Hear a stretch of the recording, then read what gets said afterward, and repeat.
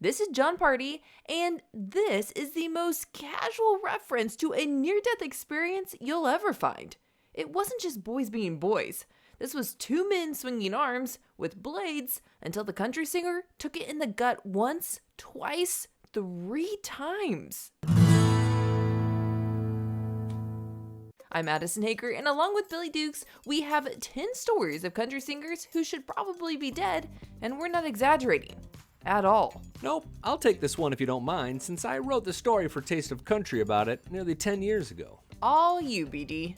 We'd heard rumors that Jon had a scar across his stomach, but in June 2014, he opened up to Y108 in Pittsburgh about it, saying, quote, "I got stabbed 3 times in the stomach and 2 little slashes on my arms.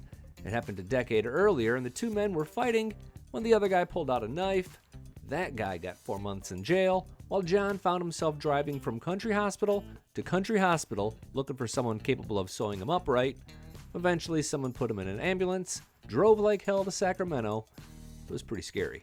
I'll be honest, these stories don't get much easier to hear, but subscribers to this channel know we keep it PG. Still, if you've been stabbed, shot, or nearly killed in a car wreck, take care while listening. Trace Adkins might have had all of those.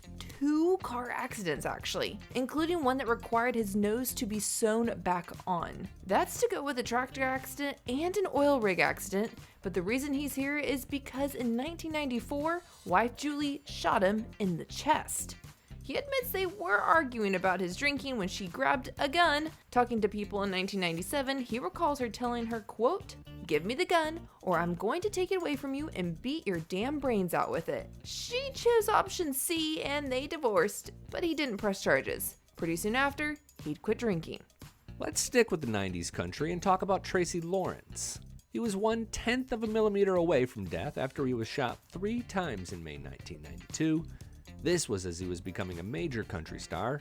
The story goes that he and friends were being mugged, and as they were being marched to a hotel, he began to fear for the life of his female friend and interrupted. He took 1 bullet to the finger, 1 to a knee, and the near fatal shot to the hip. Several other bullets missed. Quote, "The bullets were pinging off the pavement all around my head," he would tell the Phoenix New Times a year later. The bullet that hit his hip is still in there today. In September of 2010, Parmalee was finishing a show when 2 men burst into their RV. Drummer Scott Thomas came from the back with a gun, and everyone began firing. One of the robbers was killed, and Thomas required several surgeries. In fact, he was airlifted across North Carolina to Charlotte, where he'd begin a long, slow recovery. One of the would-be robbers was killed, the other injured. And now we move to the should be dead because of an accident portion of our video.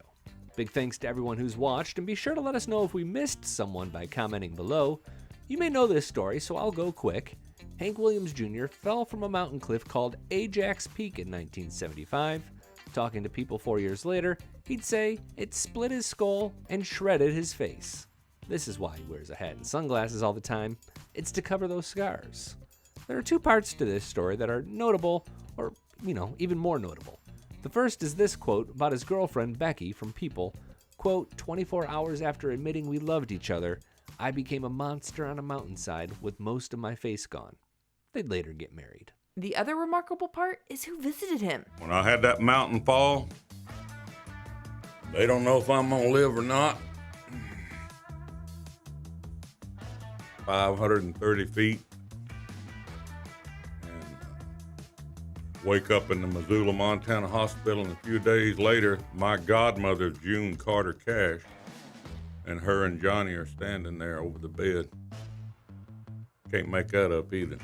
No, you can't, Hank. No, you can't. Here's one you might have forgotten about. In 1973, 16-year-old Pam Tillis was in a car accident that would require many surgeries over 5 years to fix her face, which was shattered in over 30 places. I'll admit, I'm echoing a quote I saw on Facebook that says it's from the Music City News, but the 90s singer allegedly said, quote, "We were partying, we partied right up a tree." Brantley Gilbert also partied up a tree. When he was 19 and drunk, he tried to drive along Route 129 in Jefferson, Georgia, when he veered off the road, hit a tree, and flipped several times. A cop behind him watched it happen and said the singer flew 10 to 15 feet in the air and then landed on his feet. Here's a picture of the truck. Gilbert likely has several more should-have-been-killed stories from before he quit drinking in 2011. In fact, he has this to say about how he was living. We're talking about the same time frame that I didn't think. Legitimately, now this is true thought. You hear a lot of people say this, but there's, in my mind and in my heart, I believe that probably I'd go in my early 30s if I made it to 30. Thumbs up if you're grateful for that. A number of country artists have overcome health issues or serious medical emergencies and still are alive today. Randy Travis is most notable. In 2013, doctors gave him a 1% chance of living after his stroke, and while he's limited physically, he's still very active and alive. Thumbs up if you're grateful for that. This next one falls in the first category, however. Here's a digital version of the 1984 story from the New York Times.